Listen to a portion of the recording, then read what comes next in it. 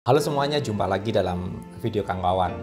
Di video kali ini saya mau bicara tentang mobil anak saya. Ya, kebetulan anak saya sudah harus pakai mobil karena kondisinya memang tidak memungkinkan untuk dia tetap beraktivitas menggunakan sepeda motor. Ya, dia bekerja sebagai asisten dosen, juga dia meneruskan kuliah di S2 sehingga kegiatannya dari pagi sampai jauh malam. Sebelum keputusan membeli mobil, memang saya melihat anaknya tuh sering sakit-sakitan ya, sakit tenggorokan, batuk kayak gitu itu. Tapi setelah pakai mobil, ya mungkin karena kena angin malam dan kecapean juga. Yuk, sekarang kita lihat mobil ini bukan mobil baru, mobilnya cukup tua. Jadi kalau orang bilang katanya Motuba itu ternyata ada dua.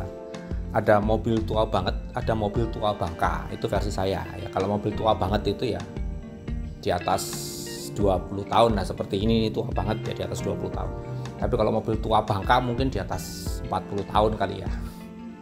Yuk kita lihat mobilnya Hyundai E2Z. Bacanya gitu ya, bukan Hyundai Atos tapi Hyundai E2Z. Maksudnya dari A sampai Z semua ada. Itu nama yang disematkan oleh Hyundai supaya orang tertarik begitu ya. Ini tahun 2000 di mana Hyundai waktu itu memasukkan mobil kecil 1000 cc dan yang pertama kali 1000 cc ada di Indonesia dengan transmisi otomatis. Yuk lihat.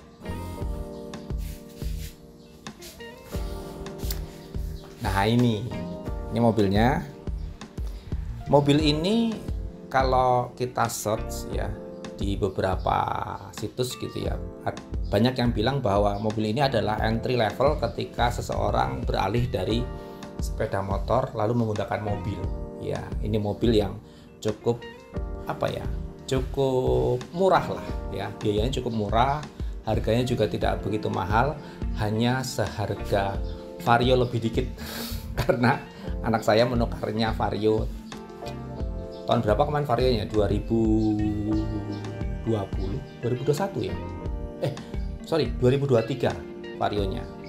2023 150 cc yang terakhir ya, yang keluaran terakhir. Setelah itu kan 150 cc udah gak keluar lagi, keluarnya yang 160 cc. Yang 150 cc terakhir Vario ditukar ini sedikit, tambah sedikit uang lah, katakanlah begitu. Dan setelah itu baru ada isu-isu tentang rangka insyaft. Rangka insyaft. Oke. Kalau bentuknya mungkin udah teman-teman mesti udah familiar ya seperti ini. Cuman saya kepengen nambahin aja bahwa ini topinya. Topi ini bukan asli, dia tambahan. Aslinya nggak ada apa-apanya sih. Nggak ada ininya maksudnya. Lalu ada wiper belakang, ada defogger tuh. Mobil tahun 2000 1000 cc aja udah pakai defogger. Bahkan Wuling Convero sampai sekarang nggak ada defoggernya. Tapi dia nggak bisa buka bagasi dari sini ya. Dia bisanya dari kunci atau dari kabin sopir ya. Atos jenisnya yang Atos lagi, E2Z jenisnya yang GLS. GLS ini tipe yang tertinggi dan dia matic. Saya suka itu lampunya ya, karena ini lampu zaman tahun-tahun 2000, ini lampu yang cukup cukup fenomenal. Bukan fenomenal sih, perubahan desain yang cukup berani. Nah, katakanlah perubahan desain yang cukup berani tahun 2000. Ada mobil di tahun 2000 yang menggunakan lampu belakang seperti ini juga, contohnya CR-V generasi pertama, lampu belakangnya juga ada di pilar. Nah, dia tuh sudah cukup berani meletakkan lampu ini di pilar dengan desain yang manis ya. Manis banget menurut saya. Yuk kita ke samping. Bannya pakai ring 13. Ini ban standar ya, peleknya juga masih standar. Lalu yang saya suka lagi desain ini. Biasanya kan kalau mobil desainnya gini ya. Ini enggak, dia desainnya begitu. Terus ini handle pintunya kalau dilihat dia seperti ombak. Jadi dia nggak lurus begini, tapi dia ada kayak ada lengkungannya gitu. Nah ini kalau pernah tahu simbol yin dan yang hitam putih itu ya, ini kayaknya mirip-mirip simbol yin dan yang. Kayaknya mungkin terinspirasi dari simbol yin dan yang. Bukanya masih tetap seperti ini, sama dengan mobil-mobil lama ya, bukanya kayak gini.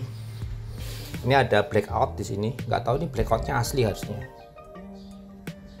Mobil-mobil sekarang kalau di blackout di sini kan pakainya stiker ya. Kalau ini enggak, ini bener-bener cat nih.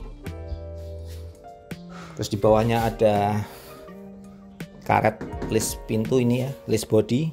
Ini juga warnanya udah mulai pudar ya, tapi kalau bentuknya masih bagus. Catnya overall bagus sih, cuman ada beberapa lecet. Kayaknya ini juga ada beberapa panel yang sudah dicat ulang. Tapi it's okay lah, namanya juga mobil tua ya kan. Bahkan dengan umur saya aja, bahkan dengan umur anak saya saja itu sama. Anak saya lahir tahun 2000, dia juga lahir tahun 2000. Yuk kita ke dalam.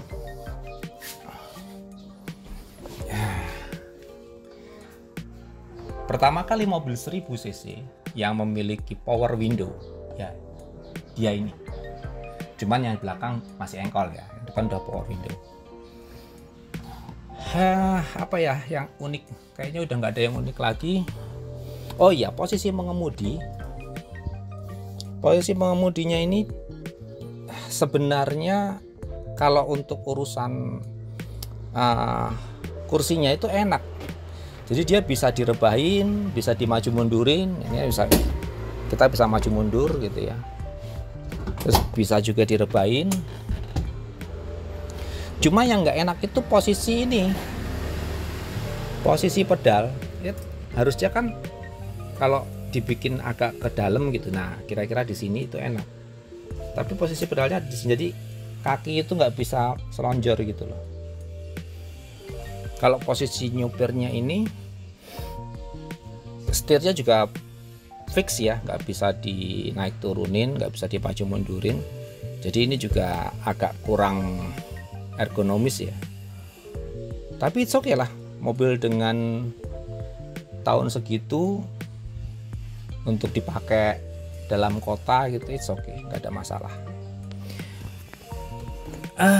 Posisi mengemudi, lalu ini plafonnya juga masih bagus,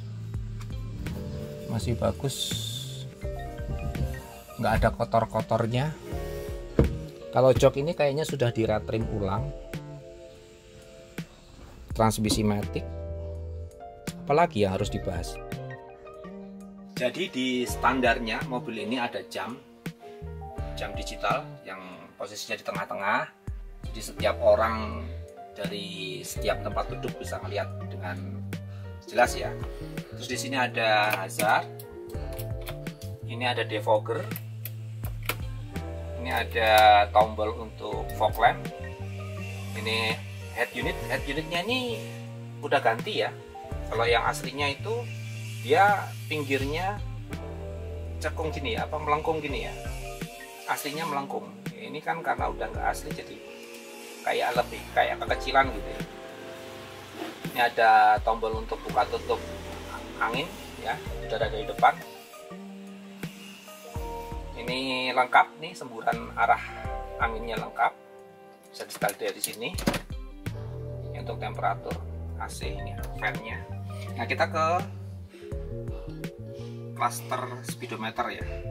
Speedometernya juga kayak mobil-mobil pada umumnya lah, nggak ada takometernya, cuman ada kilometer sama kita bisa reset kilometer kecil di sini ya. Ini ada kilometer besarnya.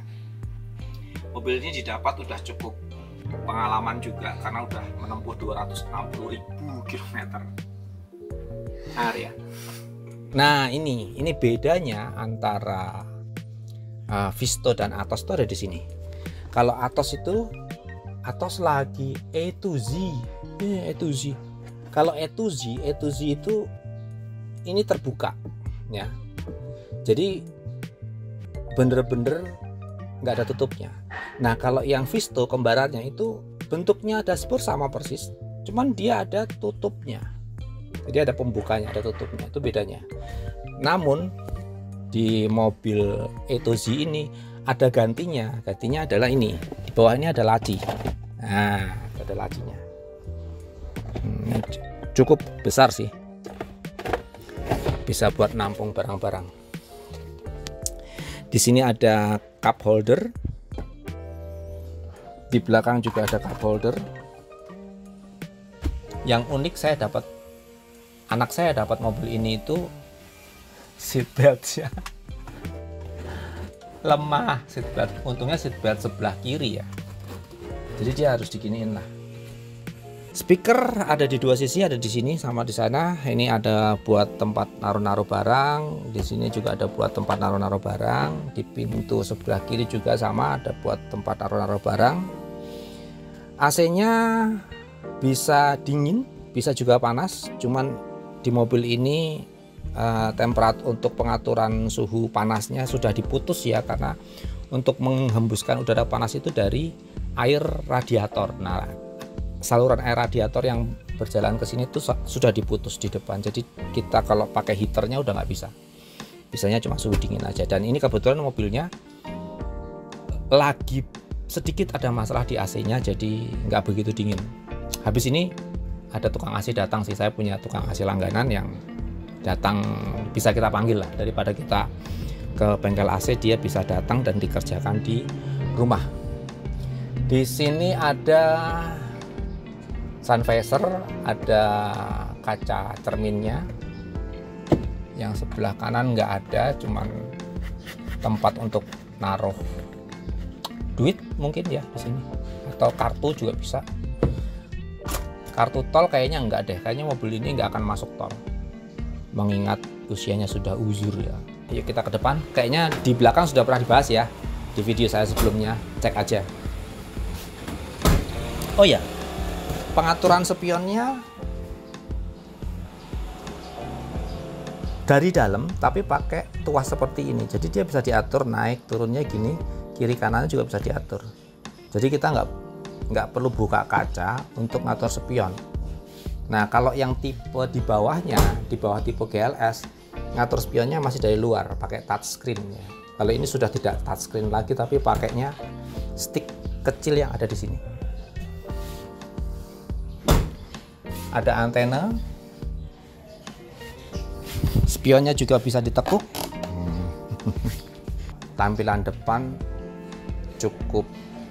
masih cukup oke ya, untuk dipandang dari sudut manapun juga itu masih terlihat manis. Cuman ada beberapa retak-retak di bumper itu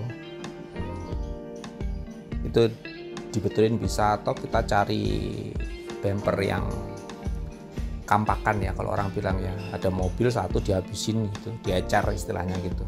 Nanti coba kita cari, pasti ada. Permasalahan di mobil ini itu waktu anak saya beli, permasalahan utama adalah shockbreaker udah kita ganti, shockbreaker belakang udah ganti. Lalu yang masih mengganjal itu transmisi maticnya.